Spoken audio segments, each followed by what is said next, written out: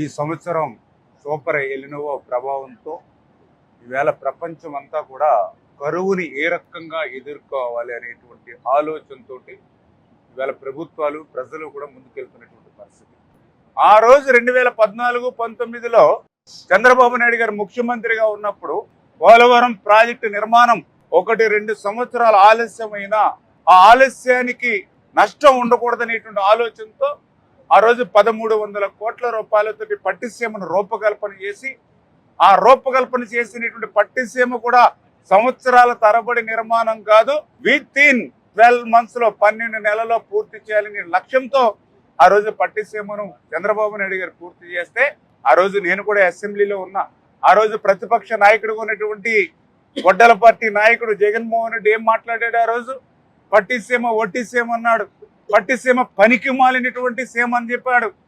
మరి ఈ రోజు అదే పట్టిసీమ ఆ రోజు నుంచి ఈ రోజు వరకు 450 టీఎంసీల నీరుని గోదావరి నుంచి కృష్ణాకి ఇచ్చింది. మరి 450 టీఎంసీలు ఇచ్చినటువంటి పట్టిసీమ ఎట్లా ఒట్టిసీమ అవుతుందో ఇవాళ జగన్మోహన్ రెడ్డి సమాధానం చెప్పాలి. ఏ రకంగా అయితే ఇవాళ కృష్ణా ఎగువనున్నటువంటి కర్ణాటకలో ఉన్నటువంటి ఆల్మెట్టి దగ్గర నుంచి ప్రకాశం బ్యారేజ్ వరకు ఏ రిజర్వాయర్ లోనూ ఒక చుక్క నీరు లేనటువంటి సమయంలో ఇవాళ రోజుకి 8000 క్యూసెక్కుల నీరు ఇవాళ గోదావరి నుంచి కృష్ణాకి ఇస్తున్నటువంటి పట్టిసీమ ఏ రకంగా ఒట్టిసీమో ఏ ముఖం పెట్టుకుని ఈరోజు జగన్మోహన్ రెడ్డి ఇవాళ ఈ రైతులకి ప్రజలకి సమాధానం చెప్తాడని చెప్పి ఈరోజు సూటిగా జగన్మోహన్ రెడ్డి గారిని ప్రశ్నిస్తూ ఉన్నటువంటి పరిస్థితి. ఎందుకంటే ప్రతి సంవత్సరం ఒక ఎత్తు, ఈ సంవత్సరం ఒక ఎత్తు.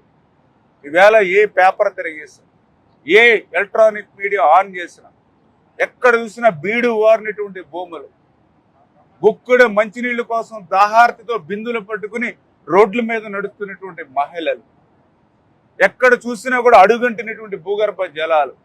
ఇటువంటి స్థితిలో అనిశ్చితమైన వర్షం ఉన్నటువంటి స్థితిలో ఈవేళ పట్టిసీమ గోదావరి వృధాగా పోయేటువంటి నీటిని ఈవేళ కృష్ణా డెల్టాకి అందించి రేపు భవిష్యత్తులో పట్టిసీమ ద్వారా కృష్ణాకి ఇచ్చినటువంటి నీటిని పైన శ్రీశైలంలో సేవ్ చేసుకుని దాన్ని రాయలసీమకు అందించేటువంటి విధంగా మరి చంద్రబాబు నాయుడు గారు పట్టిసీమ రూపకల్పన చేస్తే ప్రతి విషయాన్ని రాజకీయం చేసి ప్రతి విషయం మీద కూడా అబద్ధాలు అసత్యాలు చెప్పి బ్రతికేటువంటి జగన్మోహన్ రెడ్డికి ఒక నిజస్వరూపం ఈ సూపర్ ఎలినోవా కూడా బయట పెడుతూ ఉన్నటువంటి పరిస్థితి అని చెప్పి మీ ద్వారా ఈ సందర్భంగా తెలియజేసుకుంటూ, ఆ రోజు మేము 1300 కోట్ల రూపాయలు పెట్టి పట్టిసీమ నిర్మాణం చేస్తే ఈ 5-6 సంవత్సరాల్లో 50,000 కోట్ల సంపదను ఇవాళ పట్టిసీమ కృష్ణా డెల్టా స్థిరీకరణతో ఇవాళ సంపాదించినటువంటి పరిస్థితి. సాగునీరు త్రాగునీరు అనేది ఎంత అవసరమో పర్టికులర్గా ఈ సంవత్సరం ఈ ఎలినోవాలో ఒక్కొక్క చోట మరి మేఘ విస్ఫోటనం జరిగి అధికంగా వర్షపాతం పడుతుంది. అలా పడినటువంటి వర్షాన్ని ఆ యొక్క ఏదైతే జలహారతిలో ఏదైతే ఛానల్స్, డ్రైన్స్, కెనాల్స్ అన్నీ కూడా క్లీన్ చేసి దాన్ని చెరువులకు అనుసంధానం చేయడం ద్వారా, చెక్ డ్యాములకు అనుసంధానం చేసి ఉండడం ద్వారా ఆ ప్రతి నీటి బిందువును కూడా ఒడిసిపెట్టి జాగ్రత్త చేసుకునేటువంటి అవకాశం జలధార జలహారతిలో మనకు కలిగింది.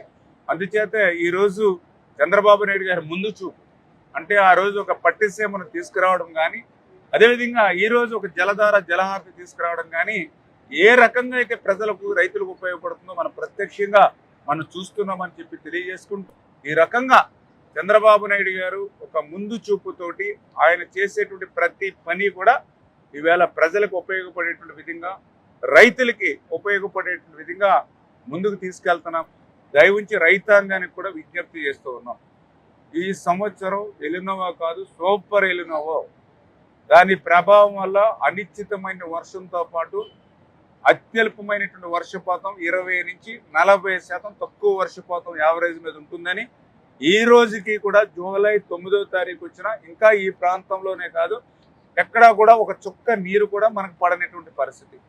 అనాథరైజ్డ్గా కానీ వేస్ట్గా కానీ ఎక్కడ కూడా ఒక చుక్క నీటి బొట్టు కూడా మరి వరద పాలవకుండా, సముద్రం పాలవకుండా, డ్రైన్స్ పాలవకుండా కాపాడుకోవాల్సిన బాధ్యత ప్రభుత్వం అధికారులదే కాదు రైతుల మీద కూడా ఉంది.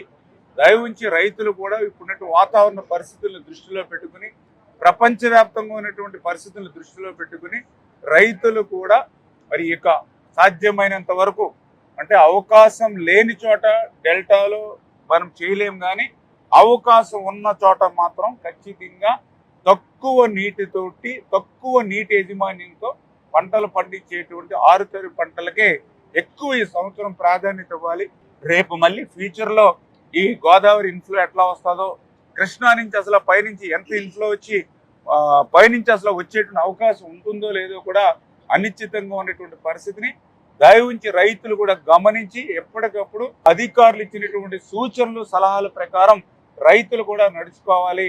చంద్రబాబు నాయుడు గారు తనకు ఉన్నటువంటి అనుభవంతో కొంత మేర వాటర్ మేనేజ్మెంట్ తో మీకు సాయం అందించినప్పటికీ రైతులు కూడా ఎప్పటికప్పుడు తగు జాగ్రత్తలతో ముందుకెళ్లాలి.